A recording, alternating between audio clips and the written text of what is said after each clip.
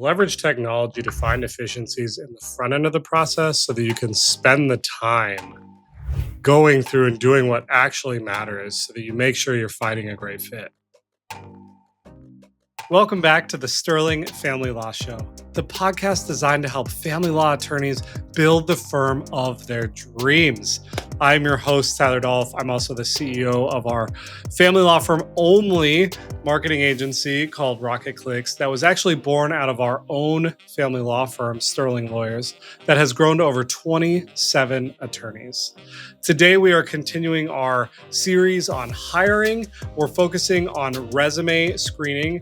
We have our co-host, Anthony Carls, who's also the co-founder of Sterling Lawyers, as well as our head of operations, JP Vanderlinden, with us to talk through best practices when it comes to sifting through and reading all of those resumes that you get when you post a new job. All right, gentlemen, we are back continuing our hiring series. And what we know is that there are 1,000,001 ways to submit your application for a job across the internet, and that we are all inundated with hundreds, if not thousands, of resumes within our firms and our businesses. And so today we want to talk through the best practices for screening resumes and ensuring that you have the right talent. JP, we have a nice list of things that we're going to review today. The first one being the screening criteria. How are we going to evaluate the resumes that are coming in? Tell us about what we do at our law firm as well as here at Rocket Clicks. Yeah. So the first thing that I'll say is what we're not going to do is we're not just going to throw a job post up and then have resumes start coming in and go, I don't know, who do we like? Whose font do we like? What's the layout? Like we're not going to do that. We're not just going to wander in. We're going to set a plan up front. What are we looking for? What's most important to us? What do we need to screen out and not screen out? And it seems simple, but literally just defining what success criteria are for someone's application is incredibly important. And so you need to know specifically based on the role you're recruiting for, like what are the non-negotiables? Because this is what you should do. This first round, this resume screening, this is all about getting rid of the 50% or so of applicants who come in who just don't pass the sniff test. Like you don't even want to waste time going further and going to the next steps. You just want to cut them out here. And so, Tony, I know at the law firm we've got a bunch of different roles that we recruit for, and who's typically involved in that process with setting the tone for those?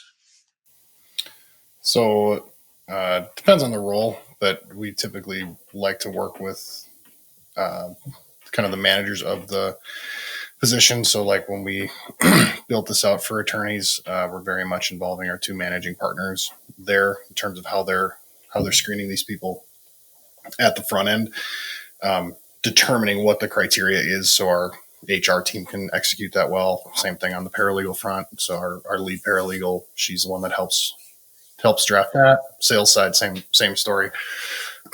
And really it's, well, what are we looking for? And it's more of an educational session with that HR person. We're really trying to write down, here's exactly what we're looking for. If it's new to that individual, whether it is an actual HR generalist or recruiter, or you're just using an admin, like what I would recommend doing is taking a batch of resumes and going through it with that person, doing a live recording. So it's really clear, like this one's good. Oh, do you see this? This is something that I'll try to avoid. Or here's some words that are used that typically indicate that they're applying up for a job and they're not actually at the level of the role we're trying to hire for. So like there's a whole bunch of different things that you can do as a business owner to sit down so that you don't have to do all the resume screening and teach that person that is doing it for you what to look for and how to do that. And I would just, run them through an apprenticeship square, show them how to do it, have them help you do it, have them watch you do it, have them help you do it, you help them do it, and then you watch them do it. Just kind of like let them go through that process, and they'll really quickly, if you go through 20 resumes, they'll probably have 80 to 90% of what you're looking for dialed in pretty quick, but you just put that upfront investment in. Yeah, to me, it sounds like it's taking the time on the front end to create a very clear picture of who's the ideal candidate, what qualifications do they have, what are we looking for specifically on these resumes so that we can sift through them quicker. Is that right? Yeah, 100%. All right. And we've been known to find a process or build a tool for this. Yeah, our second point is using technology to filter out these resumes. Tell us more about that. Yeah, so obviously, a lot of the ATSs that are out there, applicant tracking systems today, have started to implement AI or other tools in that'll help you with this resume screening. And so, again, if you've defined your criteria well, you can batch process a lot of this and get support from technology to quickly identify resumes that have red flags on them or don't have key items that you're looking for, whether it's experience, education, previous role titles. There's all kinds of things you can look for on there. But really, the point here is just to move through the stages as quickly as possible. Now, I will say that as you're rolling this out, spend time validating the technology. So make sure that you're not missing out on good potential candidates because the AI is learning or because you didn't put a criterion correctly. So definitely validate while you're getting it in place. But once it's up and running, it can certainly help your team screen through faster. Any specific technology or ATS we prefer? I would say most of our firms that we're going to be working with, they probably don't have a full ATS system yet. So I would really, I'd really encourage our listeners who don't have one to leverage something like ChatGPT and train an agent to screen the resumes for you. Because the more quickly you can go through them and identify for ChatGPT, and we've built several agents like this for leveraging internally. You just dump a resume right in there, and it will score it for you. And as long as you understand like how the scoring system works that you've set up, it's going to do a lot of the heavy lifting. And then you'll have your edge cases that are like, if you're doing it on a scale of 1 to 10, your edge cases would probably be 6s and 7s. You're going to want to manually review those, and that's how you're going to want to move these things forward. So just like leveraging technology to identify the scoring, I think would be a good place to start. And it's as simple as just using ChatGPT and taking your resumes and dumping them in there. And what kind of efficiencies are we talking about here? Like if you get 1,000 resumes and you run them through this process, are you then reviewing like 30? Like how much efficiency does leveraging technology really give you?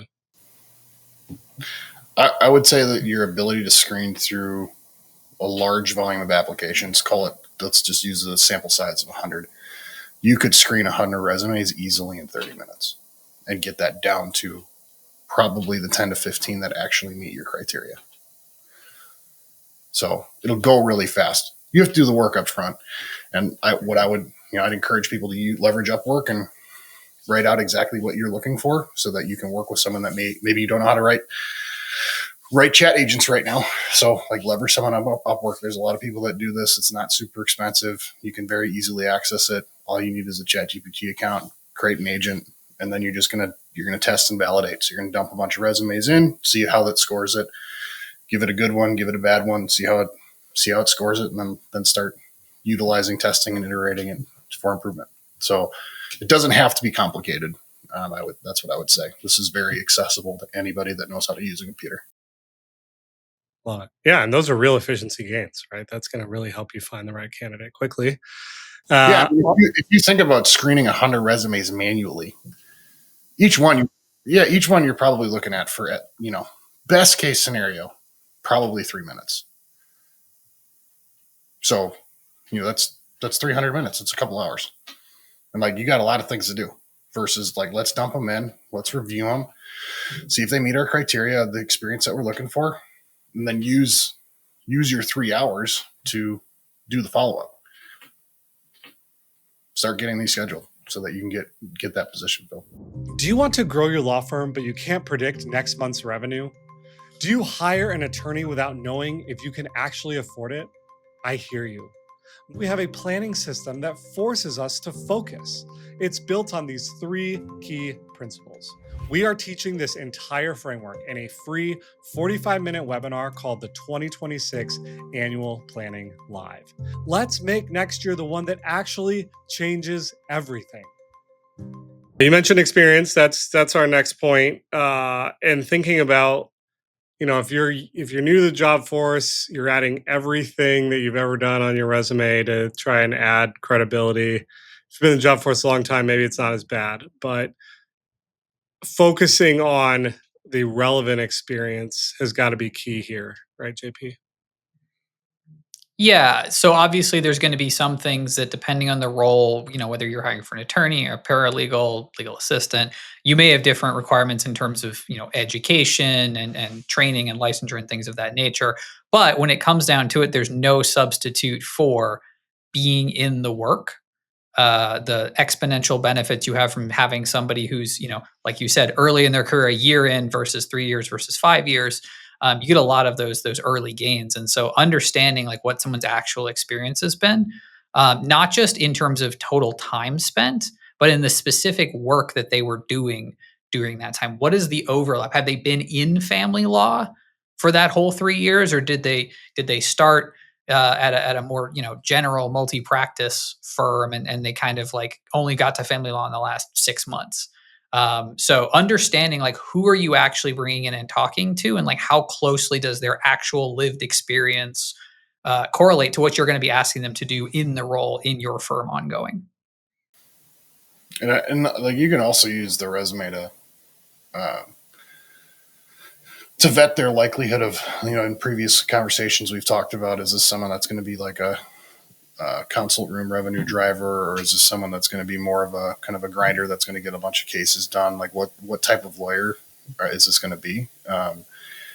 And if you just think about it from a presentation perspective, if the resume is pretty bland, boring, and not like not compelling, it's probably a good indicator for you that they may lean on their competence in the consultation room, and people might lose them, which is typically going to result in lower closing rates, because when people are confused, they can't make a decision, versus someone that can communicate succinctly and clearly and compellingly.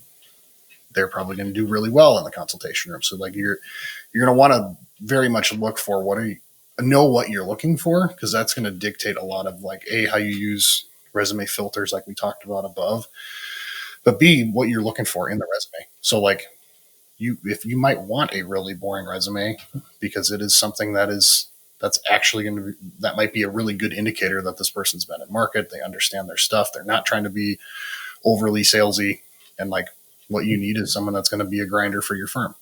Fantastic. That's probably a good fit.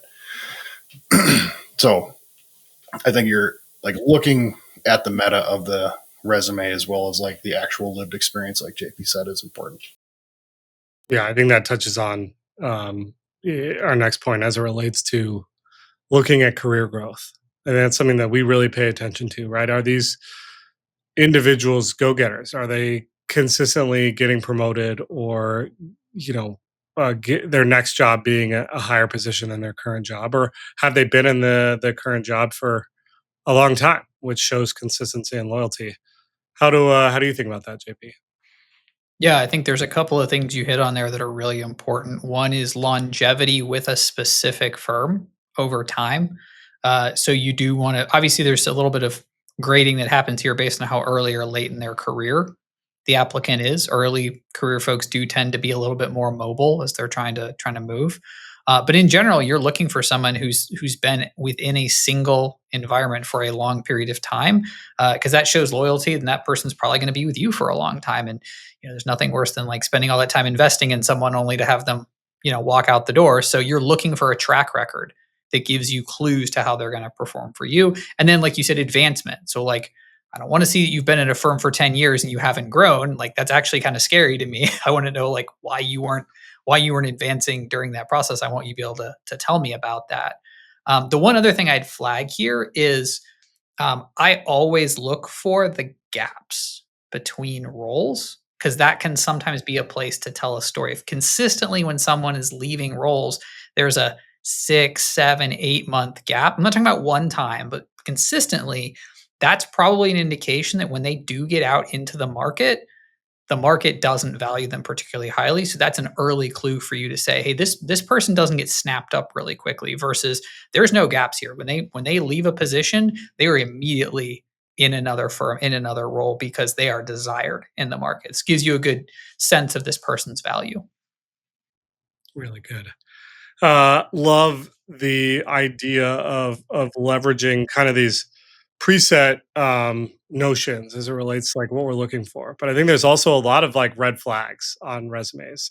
I want to dive into that topic a little bit. What have we seen that is a huge call out that we don't want our listeners to miss? I would say if you've got somebody who can't give you um, clear wins in a role, that always gives me pause. This could show up either as qualitative or quantitative. I tend to skew towards quantitative. I like to see you representing with numbers how you were successful in this role. So Tony talked earlier about like, is this person going to be a revenue driver for you? Well, if they tell you in their job description how much revenue that's a good sign their head's in the right spot. Versus somebody who's kind of just like, these are the things I did in this role. These were my expectations. Like that doesn't tell me how you were successful in achieving something. So I'm always looking for when they describe the job, do they describe it in terms of here's how I was successful, or did they describe it as here's what I did? Because that shows you a little bit of their mindset. Um, Also, sometimes people can be, let's say, generous or liberal with their job titles versus what they actually were doing. And this, I tune in. I don't think you'll see this as much in the for actual attorneys, but I do think a lot of the other roles, like there's room for someone to say that I was a senior supervisory, and it's like you had one person who reported to you and they were a 16-year-old intern. Let's chill out there. Let's not over title that. So look for weird mismatches of like the descriptions of what they did in the role against the job titles. That can be a place for, honestly, for me it's like just be honest, just say what you did, because if you're going to lie to me on your resume, you're probably going to lie to me while you're here. And so I'm very much watching for those. There's probably some others they're very specific here that we could call out. Tony, if you want to talk to some of the ones that are family firm specific. Tony, I'd love to hear like the timing. When do you start to look for red flags? Is this in the screening, like technology process, or is this once you've whittled it down to 10 to 15? No, I would use it in the technology process for sure. I would identify what are those specific red flags that we're looking for. Some of those are, like JP said, depending on the role, job hopping. So if like we're hiring for someone to be on our intake team, someone that has like consistently a different job every 2 years, it's going to be hard for me to be convinced that that's going to be a high quality potential candidate. We might talk to them because they might have relevant experience, but the reality is that person is only going to be with you for 2 years. That's what's shown on their resume. I think some other things that are obviously super basic that you can leverage the technology for is there stuff that's misspelled? Is it formatted really poorly? So like there's some basic things that I think are important. Like did we just slap this together, or do we actually try to present ourselves in a way that's in a somewhat compelling way? And then I think also it's probably not going to show up on the resume, but this would be one of the screening questions. Something that I dig into is really understand kind of the courtroom experience. Like what have they actually done independently? Not what were they a part of? What did they actually do independently? Because it's very different when you bring on an attorney that you can hand files to and that can work files really well and move things forward versus one that might be really great at doing that in the future, but they need a lot of handholding right now. They're going to be essentially for the next year or two a potential drain on your revenue, and there's not going to be a whole lot of benefit to them on your team unless you're really good at delegation and identification of good opportunities. But that's a harder skill, and sometimes it's better off where you're avoiding those opportunities at the front end. A bonus question here. How much weight do you put on references? I actually don't ask for references until I'm at the final stage of the interview process. But I have kind of an interesting take on this, which is I don't just blanket ask for references. My preference is to specifically tell them who I want to talk to. So like, I want to talk to your supervisor at the last 3 roles. If you're still currently employed, you can't give me your current one. I understand that. Like, give me the 3 before that. And I want to talk to the person who directly managed you. I want their, first and last name. We're asking this during the interview process anyway, so it's not new information. And the reason is, it's super easy to game this system and be like, I'm going to give you my best friend Joe, and like he's going to tell you that I'm great. And it's like, cool. I don't care about Joe. I want to hear from your previous supervisors. Man, I hate that I lost that person. They were so good. They really contributed. They were a great part of the team. Or like, you know what? They never really showed up on time, and I was really struggling to get them involved or whatever. So like, I like references. They're a lot of legwork. And so I would put them late in the process rather than this early at the resume screening stage. Something that I think is a good signal is if they include references that are very relevant to their position. So like if they're an attorney that's applying for an attorney role, them giving you a bunch of references that are not attorneys in that field, that's probably an indication to you that they don't have connections and they may not be well respected. And like the benefit of, the local law community, especially in a particular area of practice like family law, it's a small community. You're gonna know, and like people are gonna have perspectives and opinions. So if you get a resume and people like some well-known names are referenced as references, it's going to be a really good indication that they're a quality candidate.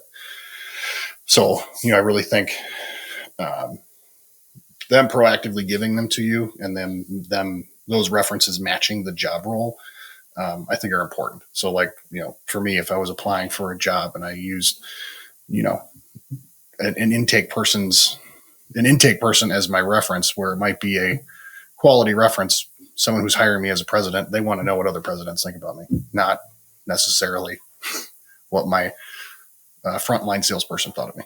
Since we're doing bonuses here, Tyler, I'd like to throw one more consideration out, which is, at this stage in the process, I'm actively looking for disqualifiers. I'm looking for the negatives, because I cannot tell you how many times I have had someone come in who squeaked through on the resume, and then you got on the phone with them and started talking to them, and you were just blown. Like, this person's great. They're terrible at making resumes, but they're really good at doing the work. And so like, well, I'm not going to hire them to build resumes. I'm going to hire them to do the job. So, so just be aware here, like, you're not looking to qualify somebody at this stage so much as disqualify somebody. So look for the things that are the red flags, look for the things that are non-negotiables, kick people out, and have conversations with the rest where you can find out like who's, maybe a great interviewer, but sucks at putting together a 1-pager of like everything about them you need to know.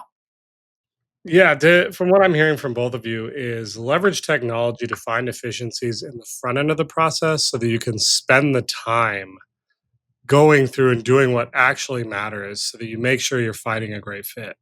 I still think hiring someone is so much like dating, and that you're going to put your best shoes on and have, all the right conversations, but then you got to get into the weeds and you share a bathroom and a toothbrush and all the things. And, that's when the real stuff comes out. So the more you can get to know someone on the front end, the better that eventual relationship will be.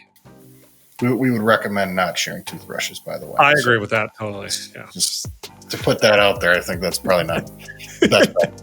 You don't do that? Love it, guys. Appreciate the time and the insights as always. If you enjoyed this episode, make sure to stay tuned. We cover topics in depth. Right now, you're listening to our hiring series. We have an owner-operator series where we interview law firm owners. We go deep into the weeds as it relates to marketing a law firm online. Make sure to check out these episodes and have a wonderful rest of your day.